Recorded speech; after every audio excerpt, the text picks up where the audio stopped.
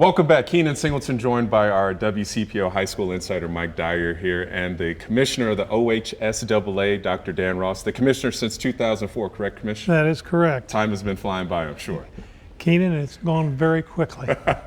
All right, let's jump into this. The OHSAA recently announced a tentative timeline for the next enrollment cycle and divisional alignments with competitive balance data. Now, how pleased were you with the collection from rosters from this past fall sports season and the start of this enrollment cycle this time around? Well, the fall cycle is 100%, so that part is good. Right. We're not quite at 100%, but we are probably down within 20 for the winter rosters. The EMIS number, which for those that are in the schools, they understand that well, that's the number that gives their base enrollment, 9, 10, 11, that you use as the starting point for all this. We many times don't get that till March or April. We've already got it. We've already turned it back to the schools so that they can appeal the number to make sure that the number we have is the same one that they sent in. And so what we will then do is when we get those numbers back and we're assured that they're okay, then we'll probably do some trial runs, which I think you probably saw in the timeline. Yeah, so the Board of Directors will be asked to approve the base enrollment data by March 24th and possibly have the adjusted enrollment counts and divisional breakdowns in football, soccer, and volleyball by April 6th. Now, how do you plan to publish the adjusted enrollment counts to the OHSAA site, and will it be made available for the public to view? Well, anything that doesn't have kid date on it then is going to be public pieces that they have the opportunity to view, and it will be put up on the website. One of the things that we have to make sure that we work through is that when we get all the appeals back, that the schools are comfortable with that. So when you look at the March data of saying, okay, we'll be ready to go with that, we have to make sure that we got the appeals, but that's the date that we're shooting for. And when the board does approve that and we get through that dry run, then we hopefully will get those pieces put up on the website and start rolling.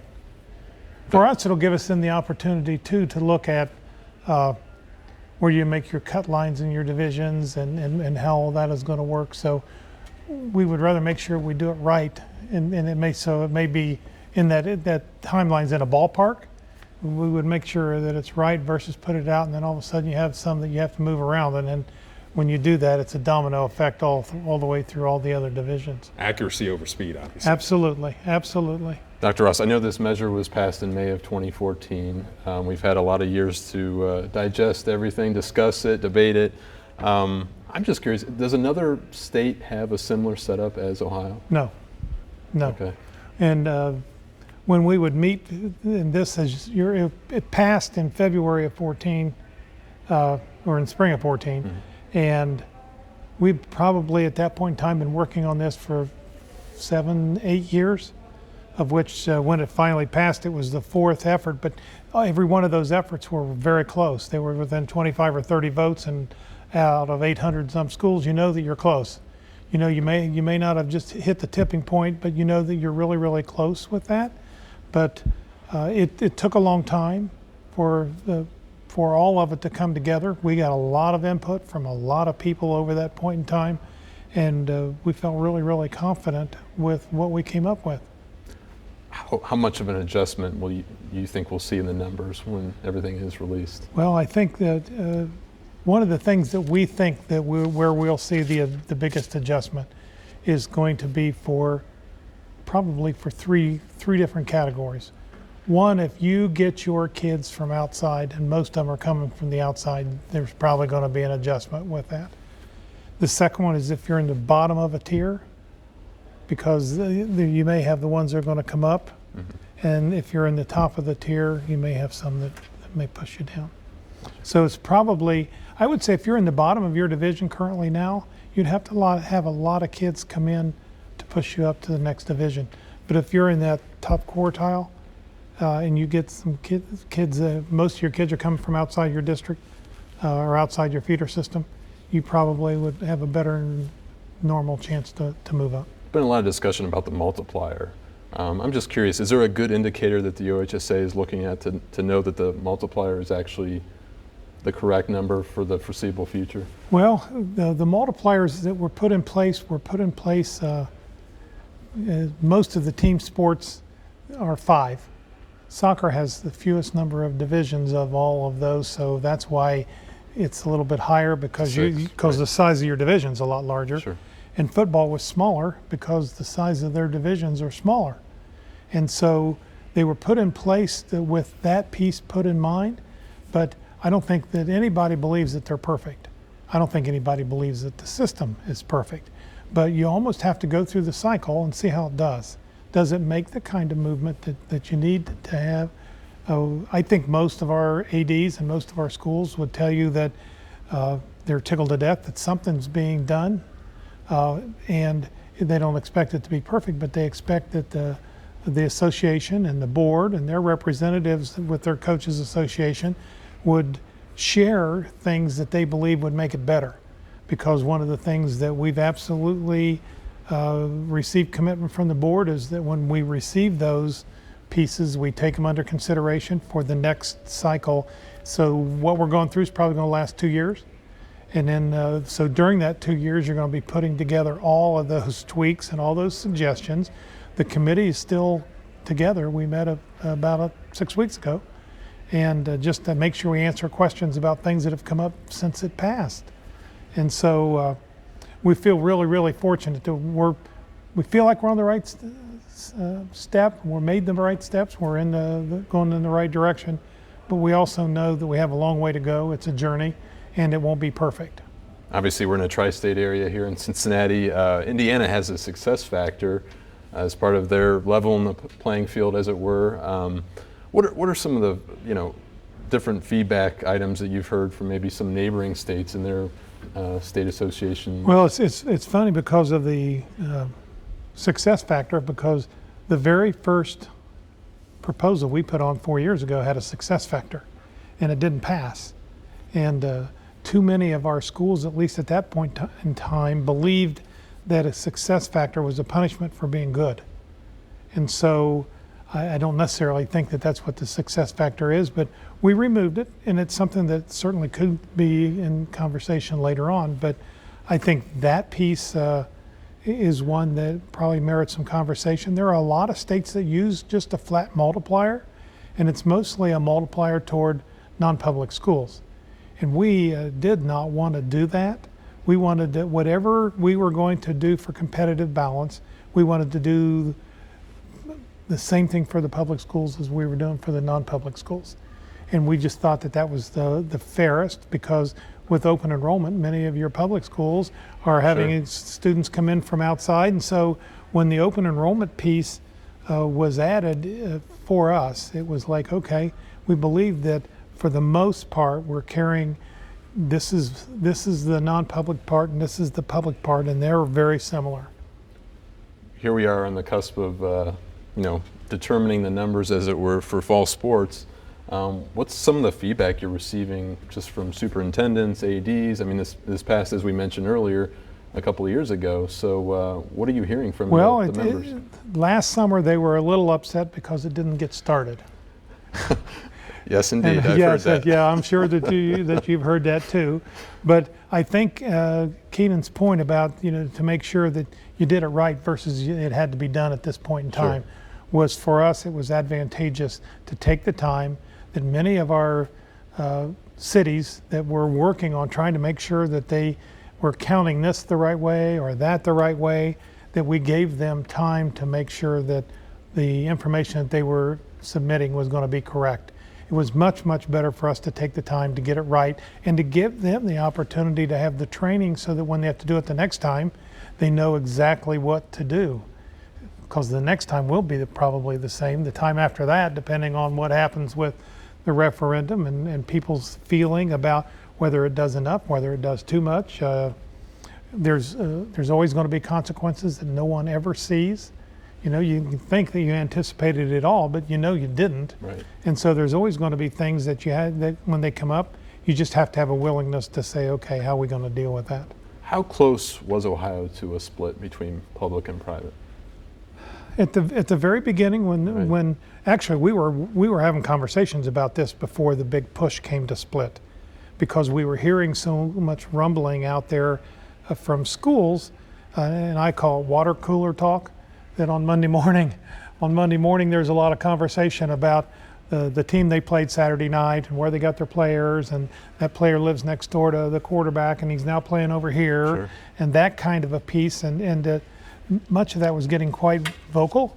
Sure. And so as that momentum started with the group in the group in Northwest Ohio, or in northeastern Ohio that started that, they're good people. They're good people. They were just concerned about the equitable nature of how the tournaments were being put together and teams were being put together. And so they met well. Did they have a following? Yes, they had a following. I went up as soon as I found out and sat down with them. It's kind of like Daniel in the lion's den. But Of course. But it went very well. And when we finally put the committee together, we had people from that group on the committee. We had non-public people on the committee, public school, large school, rural schools, inner city schools, and it was a wonderful mix. But let me tell you, the very first meeting was a little difficult because you're putting all those people in the room and across the table from each other that some of them, I'm not sure, liked the other ones really, really well, and probably had been the topic of conversation around the water cooler. Sure. And now you're across the table and you got to look at that person. But I think you would be really, really proud that when they finish their work, we asked them to drop the baggage outside the door when they come in, and let's make decisions that are going to be the best decisions for all of the kids in Ohio. When they came in at the end, I don't think you would have been able to tell who was who, whether they were public, non-public. They did what they thought was the best thing for the kids in Ohio, and I'm really, really proud of that group. Well, it sounds like you were more like Daniel the lion tamer, I guess, in some of those meetings there. Let me ask you this, some of the criticism we are hearing down in Cincinnati is the impact that it won't have on some of the Division I programs here, specifically some of the GCL South programs, St. the Mullers of the world. What do you say to those who are concerned competitive balance doesn't impact those large Division I programs, how they obtain their students? Well, I would say there's a lot of credibility in that piece. When we started working on the issue with Division I, it was predominantly to divide the division because the lower half of Division I didn't feel like they adequately could compete against the top level. You know, when we had, for an example, we had St. X against Massillon in one of our state finals. Sure. And St. X would have been in the top few enrollment-wise. And Massillon was the bottom school. And 2005. Yes. Yeah. And I think St. X had dressed more kids that were juniors and seniors than Massillon had on their team and sitting up in the stands. And so the original piece to help deal with Division I was to say, okay, pull that top 72 out because they're in a kind of a league of their own, and then we'll make the division from there. For a while, for that issue, there were people that were really pleased. Loveland, Anderson, both made it to, Sure. because they were in that bottom end of one, but they put in two where they always felt like they could compete, and they did very, very well. With the competitive balance piece, I think they have a legitimate issue. We've had a lot of conversation about just exactly how do you do the Division I piece, because there's no top and there's no ceiling with it. All the other divisions have a ceiling. And so with no ceiling on the top of there, that's probably one we're going to continue to have more conversation. I think that criticism is legitimate. I think it's legitimate because we haven't found the answer for that, but we're certainly going to listen to that. I know you never want the focus to be on you, but I know obviously you're coming back to work, you have been back to work after a series of health setbacks, but how important, many people have said that competitive balance is part of your legacy as OHSAA Commissioner. How important is this that you want to see this through and succeed in the long run? Well, I think people's legacy are tied around, I hope my legacy is that I love and care about kids. I don't think it should be about anything anybody does. Now, Sure. there are other people that may not agree with that, but I think you try to do what you can do for kids. The competitive balance piece for me is very important because I've been in public schools and non-public schools. I think when the first time that they had the vote to split, there was a vote to split in the 70s. I was the high school principal. And the second time they had a vote to split, I was a school superintendent. I voted against it both times because I believe that we probably have one of the best systems in the country our tournaments are looked at across the country as being some of the absolute very best. We have schools that are public and non-public that are playing all year, and then to turn around and say, okay, when you get to the tournaments, we don't want them to play together. I guess what we would rather say, let's keep everybody in the sandbox, and let's try to make sure that the rules for playing in the sandbox are maybe much more fair than what many of our schools felt like they were. I'd love to take credit for that. I can't, but one of our ADs said, I don't, if you're going to make modifications for how they get their kids, I don't mind playing them at all. But I want to make sure when I'm on the sidelines, I look across the sidelines and I know they got their kids the same way that I did. And if they did not, then there was a modification in how they got their kids, and then we'll play them every day. And I think with that kind of a piece is we're starting with the competitive balance piece that way. We know that it's gonna have some shift at the beginning, and I thought your comment was how much? I don't know. I think there's going to be some, and it may be, there could also be unintended consequences. There may be some movement in some areas that we never ever dreamed of. And if that happens, then if it's positive, then that would, okay, we didn't really anticipate it, but it occurred.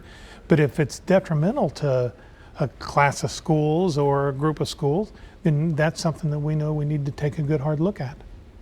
Well, Dr. Ross, I mean, obviously a lot of layers to unwrap when it comes to this issue. Thank you very much for joining us here and helping us kind of get a really good, clear kind of look on how we're going to address things Division I and all the different sports around the tri-state. Well, I thank you, and thank you for what you're doing with this, because as an educational piece for the area, I think it's extremely important.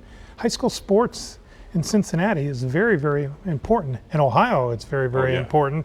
But here, it's a very, very important part of what happens. And you have some great schools here that have carried that flag for high school sports in Ohio. So thank you for taking the time to do what you do. Well, thank you very much. So for Dr. Ross, the commissioner of the OHSAA since 2004, and for Mike Dyer, I'm Keenan Singleton. We'll continue to look at this issue as we go along here.